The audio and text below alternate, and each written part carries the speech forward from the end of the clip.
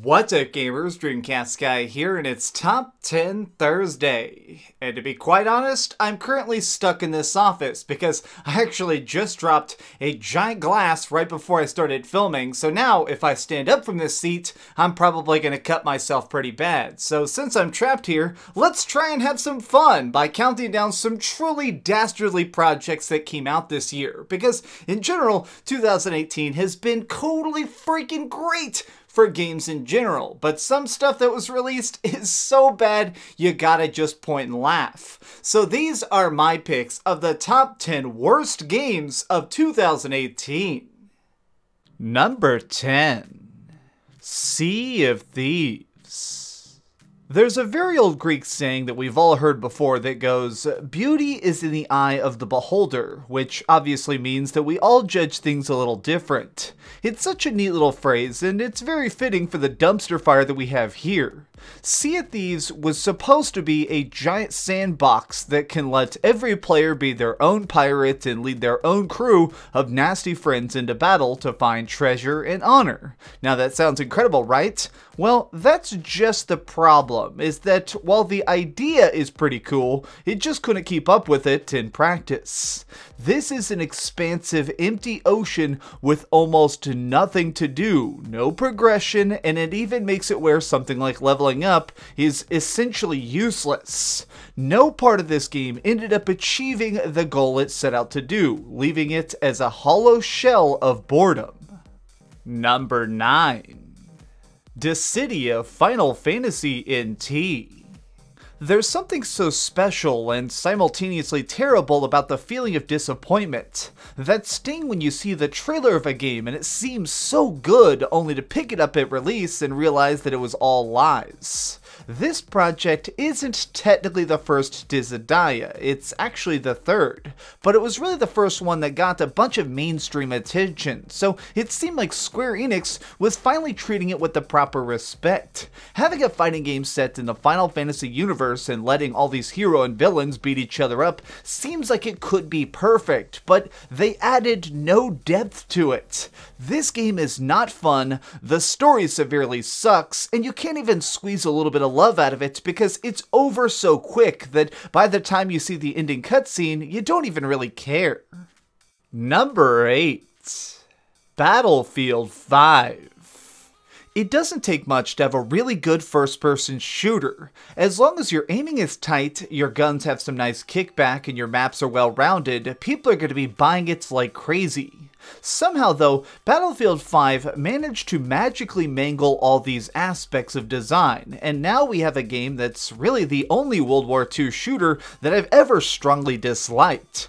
At launch, we got 3 short stories for the single player and 8 maps for the multiplayer, making it one of those sad titles that you pick up and instantly regret. Since I had to review Battlefield 5, I ended up spending so many hours on these really flat, uninteresting snowy plains, and even now, I wish I could just somehow get that time back, that way I could spend them with a game that's truly worth it.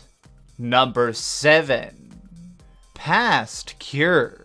There's been sort of a digital arms race going on in the horror genre for years now, with developers all trying to create that next big scare. And while this has led to some amazing stuff, it's also caused some projects to just be kind of flopped out with no real design intention in them, like Past Cure.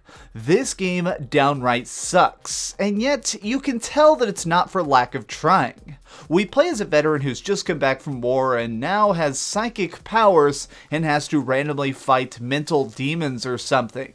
That means that this game is sort of a mix of teleporting around to do puzzles and really sloppy combat sections, but the real issue is the fact that all of this has no pacing. I'm constantly bored even while being attacked, and it seems like it tries to spend so much time attempting to establish a world that by the time something happens, I don't even really want to see it. Number 6. Metal Gear Survive. I think we all knew deep down that eventually Konami was going to start making their own Metal Gear sequels after Kojima was forced out of the studio, but I don't think that any of us could have imagined that what we'd get would be this bad. Now, in full fairness, the controls in this game are pretty decent. Stabbing zombies with sticks is fine. It's everything else that I really have a problem with. Metal Gear Survive is, just by reading the name, obviously a survival game, which means that a majority of your time is spent trying to find water or satisfying your hunger, and once you get done with that, you need to slowly expand a bit. Oh, sorry, I fell asleep there for a second. That's my issue with this, is really, survival games can be fun, and they can be really fantastic, but they need to have that real threat to them, to make it where it seems like the things that are hunting you down are truly scary, and these dumb little shambling undead things don't really do that. Everything in this world is just so fake and surreal that you can never really connect with it, and by the time I managed to finish it, I seriously wanted to just delete it from my hard drive, because I'm not going to be paying for another character slot to start over. Number 5. Extinction. Something I believe that could really make or break a game that a lot of people sort of overlook is a good enemy. If you're facing something and it's blocking your path, you want to make sure that it's so dangerous and so epic that when you finally conquer it, it feels like you've become a hero. Now, just looking at Extinction, it's pretty clear that the goal is to try and, well, take down giants, but every part of it doesn't really connect. Now, what I mean is the fact that you're given this cool rope gear that lets you basically swing around like somebody in Attack on Titan, and you have to try and chop off these giant monsters' limbs. And in the process of that, you build up energy that eventually lets you cut their head off.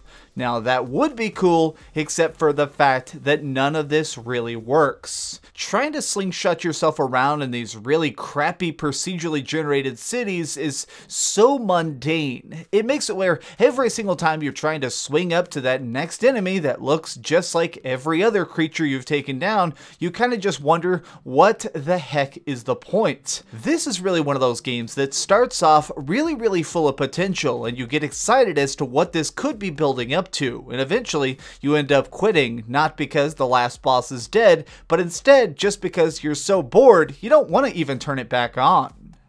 Number 4. Agony. There are few things more frustrating than playing a game and it seems like it could have been absolutely awesome if it was made by somebody else. And unfortunately, that's really what we have here.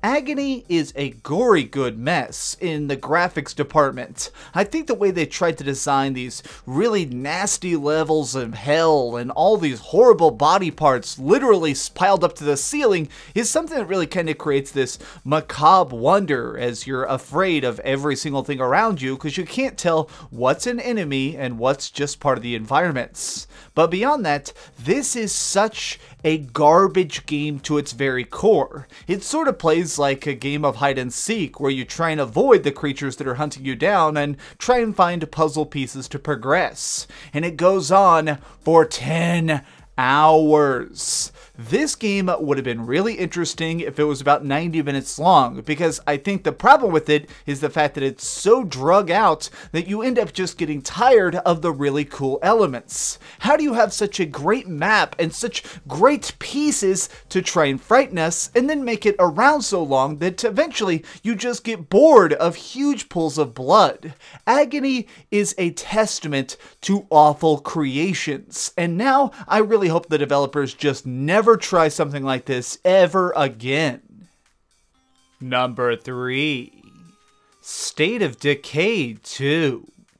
The older I get, the less forgiving I am of glitches. If your game does not play the second I put that disc into my game console, it might as well be a freaking frisbee because I don't care about it. State of Decay 2 launched completely broken, and I don't care what anybody else says about it. I had characters fall through the world, I had cars explode while I was driving them, I had times where I spent an entire day trying to upgrade a part of my base, only to see it randomly vanish. vanish when the server hiccuped. This game is so frustrating down to my very core that, honestly, I wish I had never played it. It is garbage, but that special kind of garbage that just burns so bright that it hurts your eyes. Every time I even see this gameplay, it still just manages to sort of kind of get under my skin because, honestly, I feel like base building survival games are sometimes really, really epic, and this game feels like it didn't even try. Number 2. Fallout 76. The mega studio Bethesda is a really interesting example of a company that's done so much right for gaming in general. They've created the Elder Scrolls games, made Skyrim, and of course, Fallout. It seems like every one of the things that they sit down to make ends up being so exciting and unique, like having a book that's super good and you're the only person in the world who's ever read it. You are the hero of your own magnificent story, which is why it is utterly baffling that they released Fallout 76. This is a hollow, empty landscape that is really utterly devoid of anything even close to having that real heart and meaning.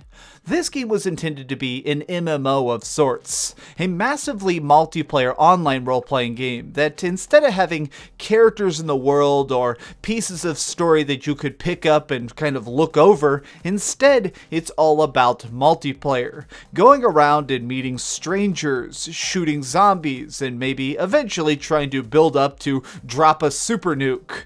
Now all of that seems like it could have been magnificent if it was created by somebody else. You know, that's my problem with this, is that Fallout 76 is not completely destroyed. It's the fact that it sucks because it's not really Fallout. This is a project that should have been done by a little indie studio as their first stab at something different. It should not have been made by Bethesda themselves. This is so shoddy. I cannot believe that they managed to cobble together these broken lines of code and consider this a full working experience. I am still just so annoyed when I look at that start screen because while I know that the music is going to be cool and the landscape can be kind of breathtaking at times, this is a world that is utterly devoid of the soul that it deserves. Number 1. The Quiet Man.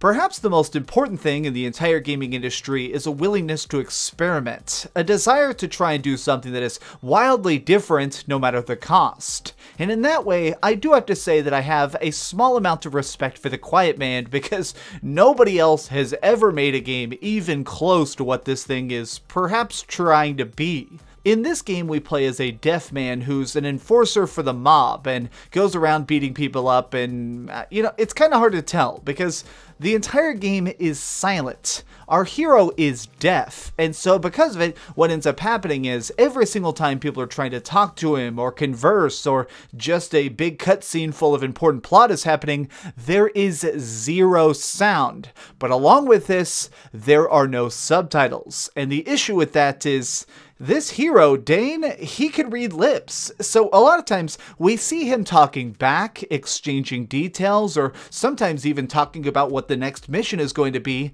but we don't understand it. I don't know if you figured this out, developers, but I'm not actually deaf. I cannot read lips, and even if I could, you keep flipping the camera around so I couldn't even try to if I wanted. Now, I would almost be willing to get over that if the combat itself was really cool, but it's not. This plays like one of those really old school arcade brawlers because you really only have 3 buttons: dodge, kick, and punch, and you're going to be using these 3 buttons for the entire 3-hour game. What that really ends up meaning is that you just sort of end up finding the one combo that works and spamming it over and over again to progress and get to the weird next silent movie. Every time the actors show up, I'm so incredibly blown away because because honestly, I think that the entire levels, everything here is so really nicely built aesthetically. The art, the characters, the actors, the set design, all of that literally looks like it could have been the Legos for something magnificent, and instead they created this total turd. If somebody had put this on my desk and said, okay, we're ready to launch, I would have told them hell no and canceled the project. The Quiet Man is a dumpster fire in such a unique degree that I have to award it my pick as the absolute worst game of 2018. Oh man, there's so much freaking glass here. I don't know what I'm gonna do. Oh, did your favorite game not make the list? Got an idea for a future top 10? Leave it in the comments down below. If you enjoyed this video, please give it a like, share with your friends, and subscribe if you haven't already. But do me the biggest favor of all and keep dreaming. Woo, man. Okay, well, I'm gonna go try and find a vacuum or something. Oh god. Oh no, I'm breaking it more. Oh fuck. Oh, hey. I was just playing a little bit of Grand Theft Auto on my Darth Vader PSP. Are you curious what I'm going to come out with next? Well, if you click this button, you'll be subscribed to be the first to know. Also, if you click over here and here, you can see my latest review and my latest top 10. I promise, it was super good. Or it was really bad and I'm sure you can just make fun of me in the comments. Either way, it'll be a lot of fun. Thanks so much for watching.